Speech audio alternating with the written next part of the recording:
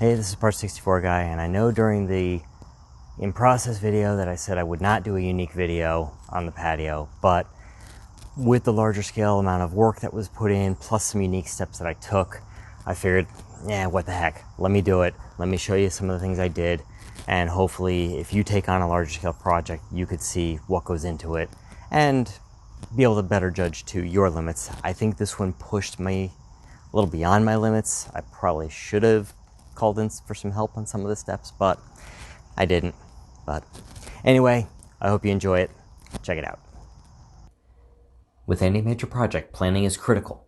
I expanded the spreadsheet I created for Water Wars Episode 3 to now include the patio so I could calculate material needs. Laying out the frame of the patio also gave a real-world feel of the size. My initial 12-foot width turned out to feel too cramped once I stood there, so I expanded it to a 16-foot width. Since the patio covered a large area which had variable elevation, this required both removing soil in some areas and building up soil in others, which was aided by the rental of a tractor. Since I'm not an expert in the field, this was challenging, time-consuming, and back-breaking work. Add to that the fact that this soil contains a lot of clay, which means that any rain would turn the site into a sticky mud pit that clings to shoes, tampers, and shovels. Many a workday had to be cut short due to even a quick rain shower that made trying to smooth and tamp too frustrating. Once the base soil was at about the right level after being compacted with a tamper, I used a 2x4 to set up 3 strips where the base was properly pitched and smooth. These strips would be where the sand spacers would sit. The goal of doing this was to get an even sand surface with approximately 1/8 inch per foot of pitch so the patio would not have any low spots that could puddle. The overall pitch of the patio had to be carefully tracked to ensure the interface with the driveway would be smooth with no step in order to avoid a tripping hazard. I used 2 strips of 1/2 inch wood for spacers and my level and a 2x4 to spread and screed the all-purpose sand. Note this is not play sand. All-purpose sand has a wider variety of particle sizes that lock together to support the patio. I only needed 1/2 inch of sand because I'm using the paver base panels and do not plan to park a vehicle on the patio.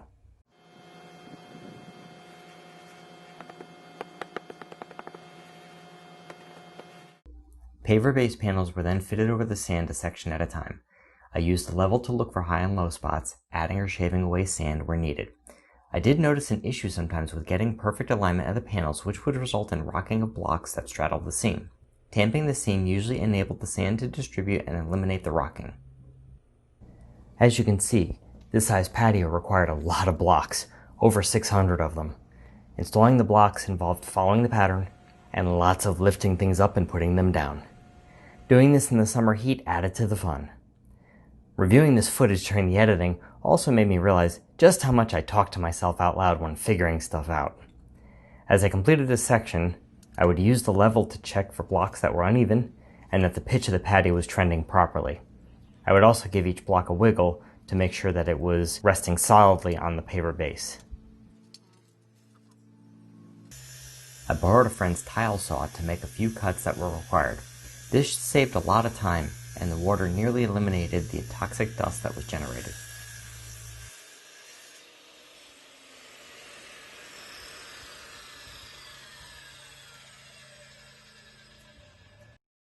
Let me tell you, sliding that last block into position was a great feeling. Like was done in 2018, edging and stakes are installed to secure the blocks and keep them from shifting over time. Lastly, polymeric sand is spread to fill the gaps between the blocks. Now here's where I get another Idiot of the Year award. I bought this Sakrete sand. Take a look here.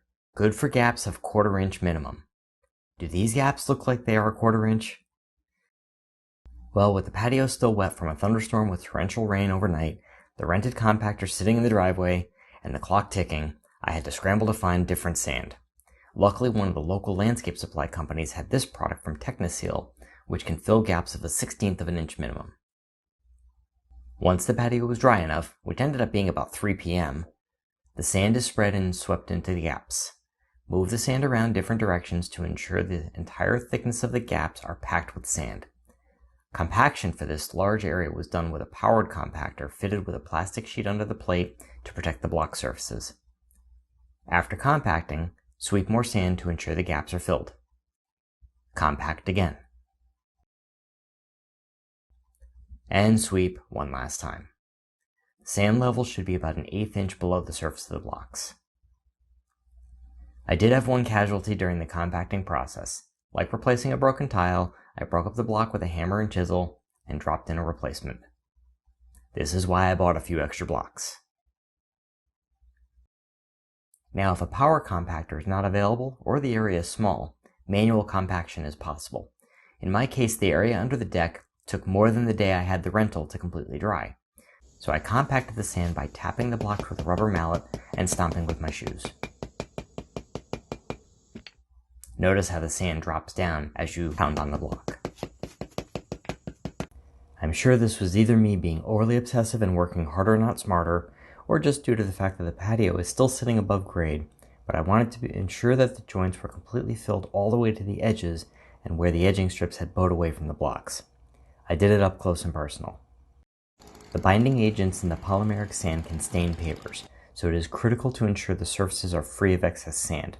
They recommend using a leaf blower on low speed to carefully remove excess sand without disrupting the joints.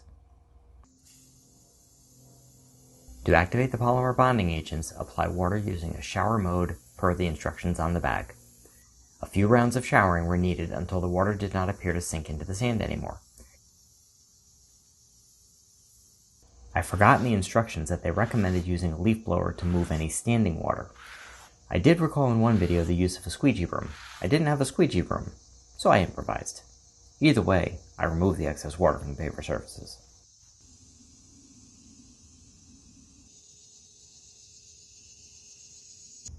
Now, one thing worth noting here, check it out. That sank down quite a bit. I missed it. I didn't put enough sand in there. So I'll have to fix that. So be sure when you are putting the sand in and spreading it, make sure you have all of the areas covered before you apply the water.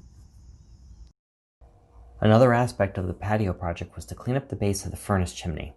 The original pour was probably done in the late 60s without regard to how it looked. I opted to tie it into the paver pattern by giving it a cleaner, more symmetrical shape with chamfered edges to reduce the risk of injury should someone bump into it. First, I cut back enough old concrete to ensure the new concrete would be at least 2 inches thick.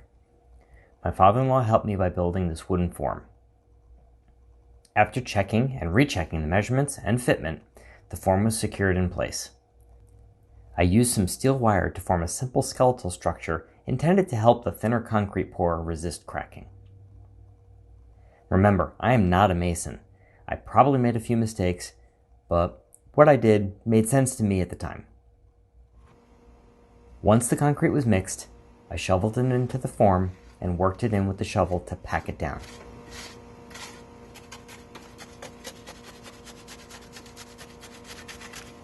Next was some work with a trowel to smooth the surface and create a curved edge. The concrete needs to cure with the right amount of moisture, so it spent the next 7 days covered with plastic, and I would spray in a little water with a hose once a day. After a week, I removed the form to admire my so-so masonry work. Well, it looks better than it did before, and in my opinion, the chamfered corners tie nicely into the paver pattern. What do you think? The last part of the patio project involved adding some weed guard and Stony Creek pink granite to fill the gap between the pavers and the house. This prevented me from having to cut the last row of pavers as well as provide a decorative border that provides some character. I also felt that the pink and brown tones tie nicely into the beige siding of the house.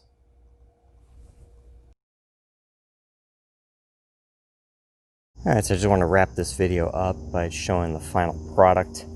As you can see, the grass is starting to grow in. Here's the pink granite along the foundation. Overall, I'm pretty pleased with how it looks. You can see a smooth transition was able to be implemented with some cold patch asphalt. These last few blocks do pitch down a little bit. You can kind of see that. And that's because of the grade of the driveway. And that gives it a smooth transition, so there's no step, there's no lip, it's not a tripping hazard. Set up a little fire pit here. Just built it up on a couple of extra blocks just to keep the heat away from the actual blocks themselves. Set up a few chairs. I've got a Amish rocking bench, courtesy of the in-laws. course, gotta have a hammock. Definitely need to relax in that later. I think the chimney base came out pretty well.